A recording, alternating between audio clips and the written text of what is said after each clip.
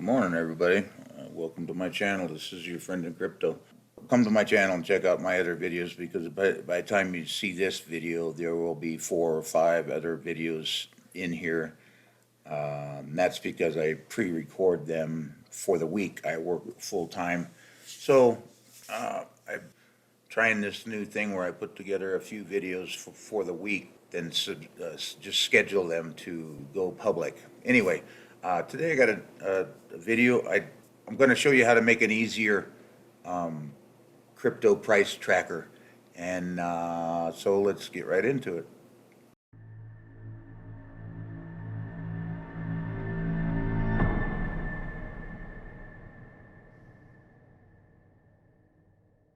Okay, first I just need to say that I am not a financial advisor, and this is not financial advice. All right, if you saw my last video, it was on this tracker here, and I was having a lot of problems with, as you can see, I'm having a lot of problems with errors. I have, and in loading the prices, I took out other columns that were loading, so now it just loads the current price, but I still get errors. I was looking all over the place for a new way to do this, using either sheets or Excel sheets. Google has limitations to how much information you can pull each day without having in a free account. And so this is just wasn't working for me. I'm just frustrated about it. So I went to looking for a new way. I found one. So this one uses CoinGecko and their portfolio option, or in there. I'll show you what it is. Okay. First thing you're going to need to do is go to CoinGecko, and you're going to need to fill out to start an account, an actual account. It's free. When you sign up to with your email address and all that stuff. When you do that, you'll have this option right here. So what you do is you click on portfolio. Click on this to get to the portfolio. Okay, this is not the right one. This is another one. You can make a bunch of different portfolios, and you can name them. This is the one I'm using right here. And so what you're going to do is you're going to start this portfolio, add a new one, name it, and then you start adding. All you do is just click this, and you add all the tokens that you want to watch, that you want to put over into this sheet. As you can see, I've got all the ones that I had from before. And you just put it in it, and then this price tracker, this will pull all this information. It's more, there's pros and cons to both of these ways of doing this. With this other way, I could do the columns that I wanted, which was just, all I really want is the current price and the market cap, right? Well, with this other way, I got rid of, only thing I could do is current price, and it was still getting me errors. So, where I'm gonna show you a way to pull this information from the portfolio that you set up into a Google Sheet. All right. What you're gonna, after you get this set up the way you want it, however many and you can add and subtract them as you go. The only problem with this way is it just kind of, well, in here it adds them according to the market cap. Okay, as you can see, the highest market cap first on down the list, and it will put them in your sheet in a different way. Okay, and I can't figure out how to. You can't change them around. You're going to click right here. You're going to hit this share portfolio button, and then you're going to copy and paste, or you're going to copy this link right here. Okay. Now, you're going to go to a brand new sheet. I'm going to start a new one with you just to show you how to do it. Click on blank. And in this first box right here, this first cell, you're going to click paste. All right. Now in the next, let's go down to into A4 is where you're going to put the formula that is going to pull all this information. I'll just get that formula, and this is going to be the formula that you're going to put in here. And look at that. It pulls everything right into the sheet. Here, I will zoom in on this a little bit, and you can copy this formula right here. What it's doing, and you're going to put the equal sign, import XML, and then it's going to refer to this cell right here, the A1, comma, parentheses, / TR, parentheses, I can't remember what those are called, then another one of those. Anyway, so put that in there, and then hit enter, or just get out of the box, out of that cell, and boom, pulls all of this information in here. Now the only problem is with this is, you're going to get all of this info. All right, I don't need all this info. Some of you that might be fine, what have you. And then what you can do is you can add, just like I've done, you can add these other columns that I wanted, my own information columns. Added all those in here. Another thing you can do, but the thing you have to do is you have to add them in let's go back here. You have to add them in after all of this, because it will pull this. Now you'll have to add information you want in after it, okay? Now every time, now there's two ways to get this information updated. If you just want to do it manually every time you come into the sheet, all you got to do is copy this,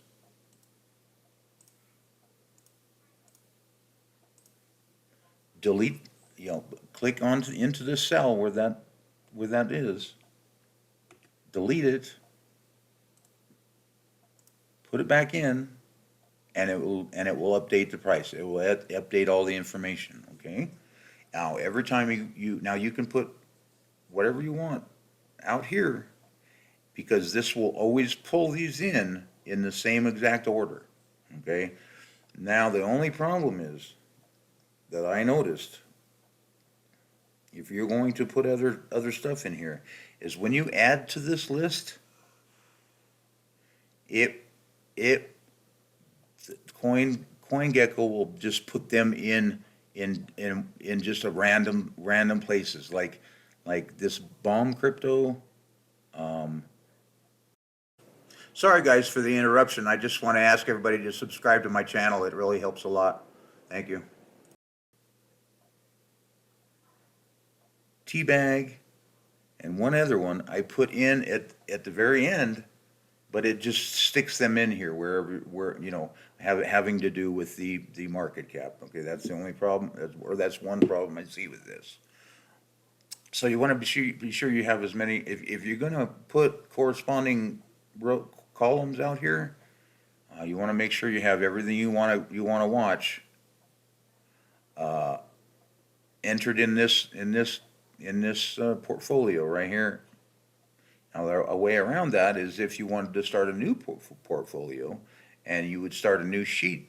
I mean, you could actually add on to sheets down here and start a new page and do it like that, but that's up to you. So now I want to show you how to automate this.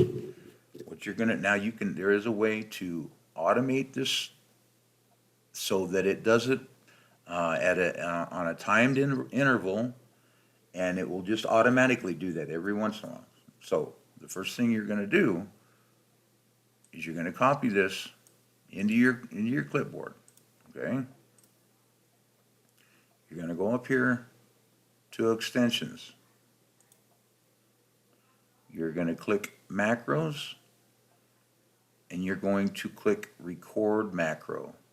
When you click on this, okay, what it's going to do is it's going to record your keys. There's going to be a little recording thing pop up right here.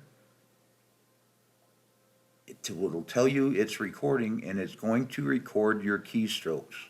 What you're going to do after that happens is delete this, re-enter it, and then stop the recording, okay? Let's just do that for you. So you're gonna click on, hover over macros, hit record macro, and as you can see, there's a little thing that pops up. I'm hoping it popped up in my screen here, on my screen recorder. And you can see cancel, save. You're going to click in here, delete it, and then add it back, paste it back in there, and then click save, okay? And then you're gonna title it. Just title it whatever you want. I'm gonna put version 2 because I'm gonna get rid of this recording. And then hit save, okay? Macro saved.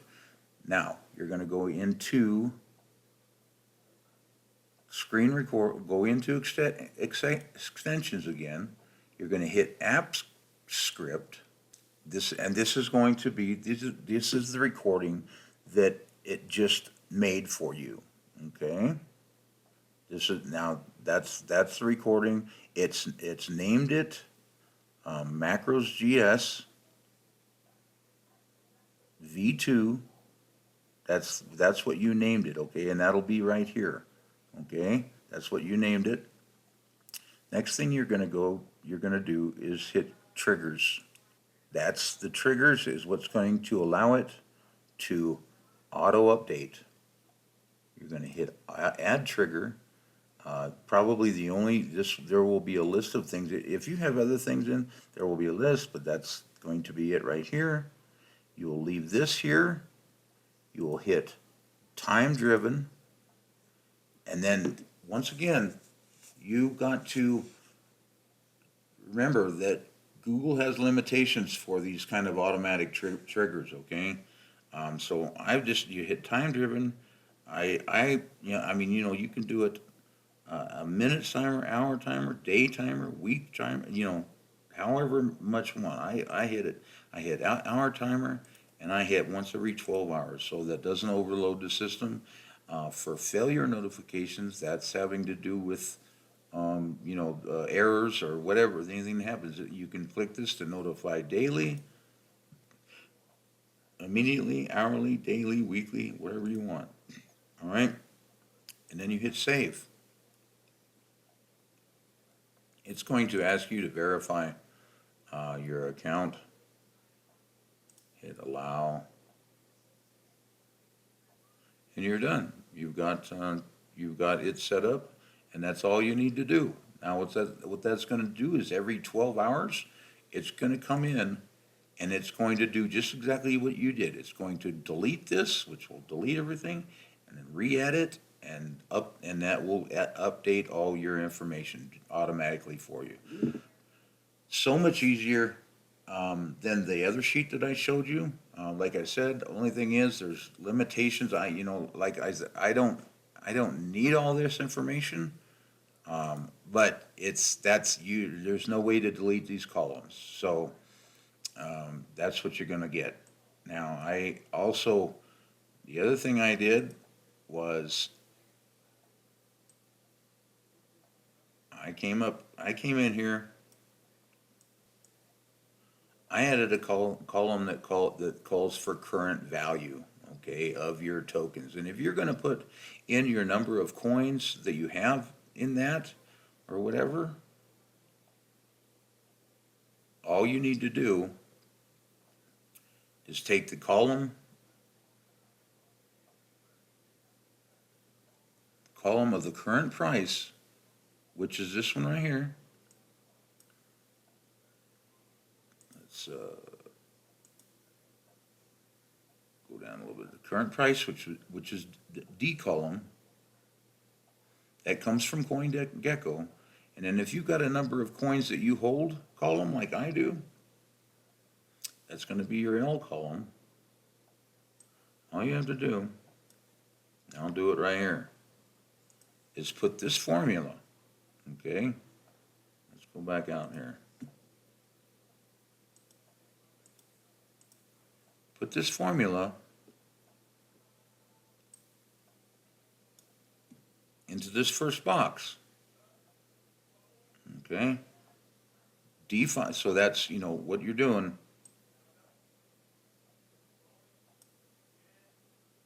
That's D5, which is the price. Multiply D5 by the number of coins, which is L5, just for that one row. Put it right here in this box. Let's just do that. Like I'm gonna make a new row. Gonna put that in this box. What that's gonna do is multiply D5 times your number of coins, the current price times your number of 5 coins. And like I said, I have no coins of this one. And it's going to come up 0 value. All you're going to do is grab this little box, click on it, and pull it down. And it will put the same formula into each box. And come on down with it, okay? For each of the tokens in your list. Pretty cool, right? That's going to be your current value. That's how I got this right here, okay? So, and then if if it comes up with all these zeros, which it probably will, you can click on here and you just hit the decrease decimal places, clear down to just 2 cents like I did. There's really a lot of shit you can do with this. Anyway, I'm going to delete this column now. But I think that's about it, guys. If you have any questions, something I can help you with. The only other thing that I didn't like about this, like I said, that you don't have a choice on how many. Like over here in this other sheet, I just put the ones that I have coins on top. And these are the tokens that I'm looking into investing in, okay? That I'm watching but you don't have you can't change that around with this other way. You have to just take it as CoinGecko gives it to you. All right. So anyway, that's it's a great way. One other thing, if you want to, after you make your recording over here go back to the editor. After you've got your screen recording that you're going to, hook to your trigger, if you want to, you can, before you set up the timer, you can hit run and test it. You got to be quick. Hit this and this, see, and it did it by itself. Okay, and just make sure it works right. Okay, hit one more time. You're going to hit run, but then you got to click back into the sheet you just made that this is hooked to. Run, and see if it's working right, and it will, to make sure that you got your recording right. Okay. So anyway, I just that's a lot easier way for you guys to make up a sheet that you want to track prices and what have you. And I just thought I'd show this way to you too, guys. With the other one having sparking so many errors. Now the other day which was funny, the other day I had this one and I couldn't get. It was just errors up and down, and I think it was because I tried to call too many times in a day, and even the very next day I tried to call the prices, and it was giving me nothing but errors. But now it's been 2 days, or it's been a whole nother day, and I opened the sheet and it had pulled everything. So it's hit or miss with the other way. But I think the way I showed you today is a much better way. So I found it out of there's a bunch of ways to do it, and with both Google Sheets and Excel sheets, and this is the easiest way I found to do it. So anyways, I hope you enjoyed the video, guys. Give me a comment, send me a comment, or thumbs up, all that good stuff. Subscribe to my channel if you're liking my content, and that's it. That's about it for this one. Thank you.